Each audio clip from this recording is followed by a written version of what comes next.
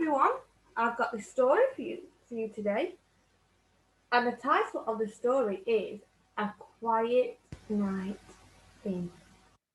Shall we have a look at what the story is about?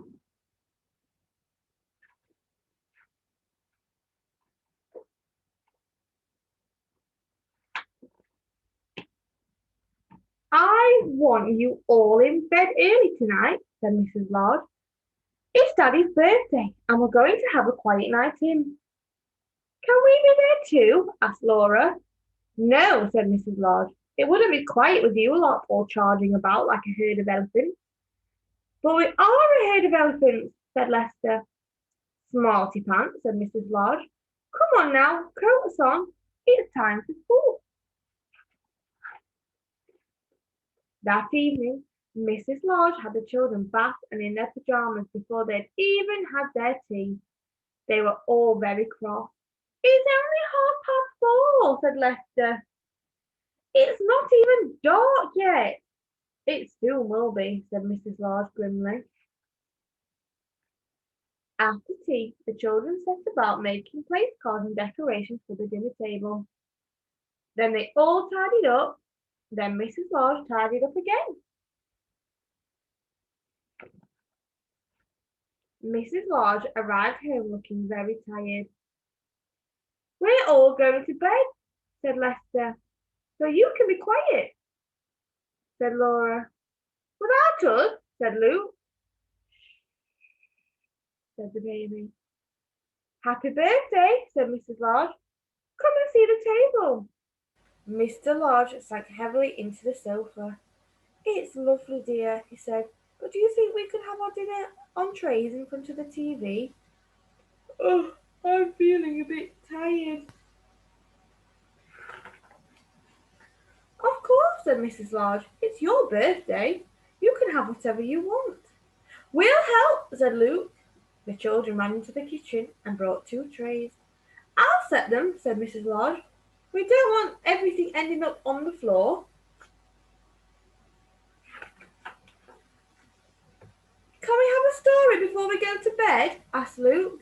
Please, said Lester. Go on, Dad, said Laura. Just one.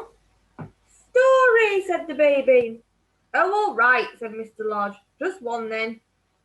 Lester chose a book and they all cuddled up on the sofa. Mr. Lodge opened the book and began to read. One day, Binky Bus drove out of the big garage. Hello, he called to his friend, Mickey Milkfloat. I don't like that one, said Laura. It's a boy's story. Look, said Mr. Lodge, if we're going to argue about it, you can all go straight to bed without any story. So they sat and listened while Mr. Lodge read to them. After a while, he stopped.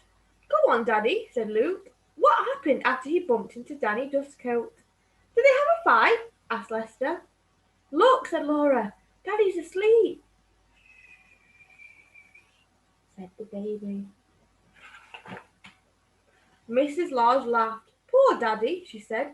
Never mind, we'll let him snooze a bit longer while I take you all to bed.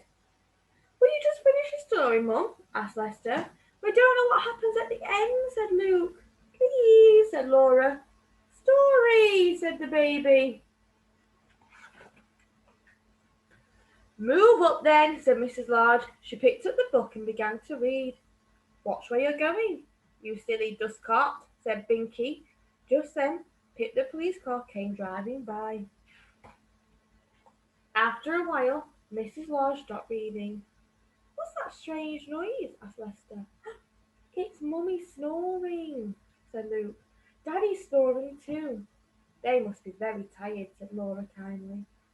Shh, said the baby. The children crept from the sofa and fetched a blanket. They covered up Mr. and Mrs. Lodge, and they took them in. We'd better put ourselves to bed, said Lester. Come on.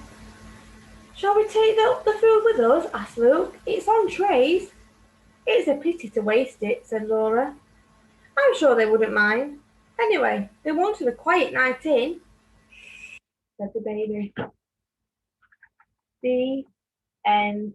Poor mummy and daddy were so tired that they fell asleep. Oh dear. Right then, at home, what I want you to do is practice writing your name. Very important that we keep practicing. And take a picture of your name and ask a grown up to send it me. Right, thank you for listening. Bye, guys.